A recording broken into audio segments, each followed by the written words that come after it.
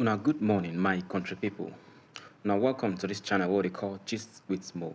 First of all, thank you because when I don't subscribe to this channel, because when I don't like and I don't comment. Actually for now. Matter we bring me come this channel this morning. We don't drop so now. The fact say as I go through internet, I see so many things to be say they disturbing. We don't happen some times ago. And it be like say people don't forget about them. Which matter, if you ask, I go tell you for free. The matter of the people where they buy for Yelwata, for Benue State. If you feel remember, those armed men, where they call bandits, Fulani herdsmen, who enter those villages, buy so many people for that village, chase them out of their community, strip them of so many resources where they get. Maybe say they don't even get shelter to sleep under. These people there, the government don't abandon them. And as it stands, somebody got to step out to make sure say these people return to their villages and may they get better life. Why? Because a citizen of the country, now they still be, and because say they exercise their franchise, they vote for these governments, and the reason why they vote is because see they want benefit as well. They want somebody to there represent them so that whatever the government they provide, they go enjoy them. Now, see where our government don't fail. The governor of Benue State, Reverend Father Dr. Hyacinth. The people they suffer. If you see and say yes, na small village. If you see and say, oh, that thing they insignificant. But no forget saying that those people, they part of those who vote you enter office. Therefore, you are responsible for their well-being. But as it stands now, shame don't even wear you agbada because say now somebody from Obodo USA to be precise, now come with country, come to fix something maybe say you suppose fix by yourself. Who be this person? Alex Barbir. This young man come Yelwata, build over 35 houses. Over 35 houses. You know how much this young man spent? Even when he requests saying one build market. People they give him over 300 million. Meanwhile, he thought saying no go even spend half of that money to build that market. He just need go ahead. But look up. Shame. Now the country will be so will ask for this. No. You are responsible for those people. Therefore, they're responsible for shelter and certain things, amenities where they need for that village. These people don't need too much things. They don't even the request for plenty. Give them shelter and basic amenities. Then provide security for them. Because the security no dey that village. That is why waiting happen to them. I go play on a video when I go see how this young man, with the passion we get, how he take address this issue. You know, be like say I dey carry talk again. When I watch the video, when we come back, I go talk how it take pain me and how me I feel say it's supposed to be. Then I go talk my own opinion do because it is very relevant for comment section.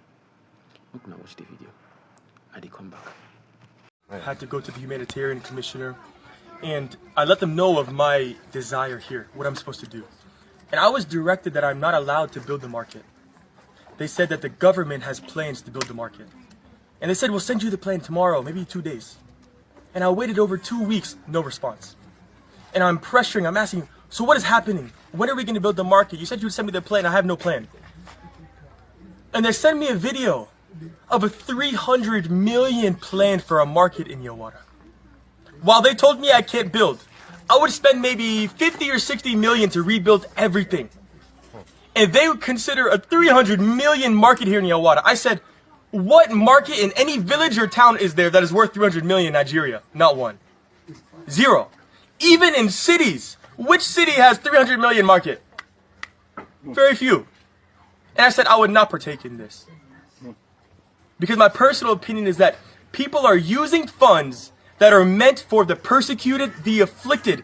Christian or Muslim, it doesn't even matter. People are suffering in Nigeria. And funds are supposed to be reaching those people to help them, to rebuild, to give food, to give aid, to do all these things. And the money that's meant for them is not making it to them. I didn't have the funds to rebuild almost 100 homes and then also shops in all these different places. I didn't have the money. And there's a lot of media coverage. Immediately, people from all over are talking about Yelwata. How many people were killed, what happened, all these things. And I said, you know what? because people are hearing, the government will help. The UN, they're going to help.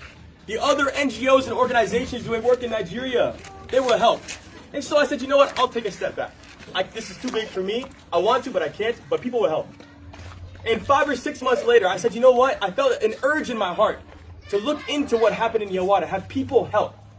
Has the government stepped up? Have the organizations come here to help rebuild?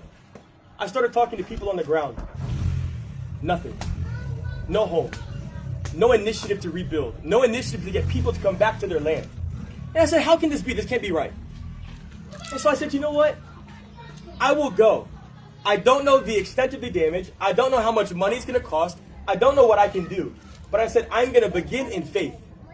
Even if it's one house that I build, I'm going to build it. It will begin. And so I came. And I find that people are neglected. People do not care. They don't truly want to have significant impact in these places. And I found people that were suffering. Thousands of people in IDPs. From Yelwata specifically. And they have no food, no water. They poop in front of each other on the street. And meanwhile, their homes are burned. Their farms destroyed. Their land here looked like nobody had lived here in hundreds of years. And I said, how can this be? This was a few months ago. They're not being killed because they're criminals. They're not being massacred because they've done things wrong. They're being massacred in innocence. Their blood is being poured out. Their throats are being cut. Their babies are being burned to charcoal. And their homes are completely destroyed. Their villages are gone, desolate. But nobody is speaking. How many people are rebuilding in Nigeria? How many of the villages that have been burned have been rebuilt? None. For 2 decades. Billions of dollars, organizations, government, UN, all these people. What about the people in Nigeria, the big pastors? The millionaires, the billionaires? The ones in Abuja and Lagos and big cities, where are they? As they accumulate for their pockets, as they build mansions, as they ride around in their Land Cruisers and convoys with 30 people running alongside them with security. Yet they're looking their own people being massacred. How? What Christ do you serve if that's how you act and that's what you do? How can someone else from another country come here and care more about your own people? And you're the one that's supposed to shepherd your flock. Even people are telling me now, oh, just be a missionary. You don't have to be activist. You don't have to talk about this, talk about that. Just be quiet. Just build a little house, build this, and just be quiet. And what I have to say is to the leaders, the government, church pastors, Yelwata has been rebuilt. The homes that were burned have been rebuilt. If anything happens in Yelwata after this has been rebuilt, the blood is on the hands of the government. This needs to be said, and it needs to be known. The blood is on your hands. You are the ones who have been instituted to protect the needy, to protect the weak. And if you allow it, the blood is on your hands. America knows that Yelwata has been rebuilt. America knows the exact GPS coordinates of this village. Congressman Riley Moore, they know that this has been rebuilt. Nigeria knows that Yelwata has been rebuilt. Everybody knows what has happened here. That people have come to restore hope, to build beacons of light. And so I call on the government, the security, leaders, whoever has power and ability. It is your duty to protect Yelwata. Nothing should happen in Jesus' name to Yelwata again. Amen. Period. And to this day, even the Benue government here is rejecting genocide. They have directly told me there is no genocide. There is no religious targeting. There is nothing like that here in Benue or in Nigeria. It is simple insecurity. It's just clashes. But is this the truth? What does this speak to? I wouldn't be here if there was no genocide. And I asked the Nigerian leadership, the governor, even Christian pastors who reject it, if it is only about grazing land, why are the Fulani not killing their own people also? When they go into the village on the motorbike or on foot, wielding the machetes and AK-47s, what do they say? What do they say? Allahu Akbar. Allahu Akbar. Yes. Allahu Akbar. Yes. Allahu Akbar. Yes. So how can you say there's no religious motivation? They're not saying more grazing land, more grass, more for our cattle. They're saying Allahu Akbar. Allahu Akbar. And so the truth has to be told. Now welcome back, my people. Now thank you because when I don't stay tuned for this channel, I don't watch that video. When I don't see the passion where this young man Alex carry. When does he no go fit cross in leg for Obodo Iwo? Just remain like that. When seeing people them, they did persecuted for we country Africa. Now to our politicians. Waiting will vote to put for office for. Now suppose they're responsible for so many things. Now these people know they ask for plenty. How much it go take you to build just even though now 1-bedroom flat for each or two rooms for each family to the under. But yet, now they get money to build estates for ourselves. Now they get money to buy properties overseas. Now they get money to acquire properties for ourselves. Everything these people ask for, minor, we no go even affect anything. Now ignore. Why? Because when I see them as insignificant, we want to wait till next year in our election. These same politicians go door to door as if say they're innocent. They'll go door to door. They beg for a vote. But the thing is say, person we no do well today. No expect them to do well tomorrow. Because see, all the resources they are available for the person to do well today. And just because of the person's selfish interests to him and his family. Now make him not do well today. So tomorrow, you know what to serve.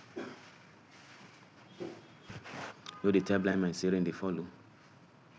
We could use our head again. Until I see you now. Some other time. My name, Namo. Bye bye.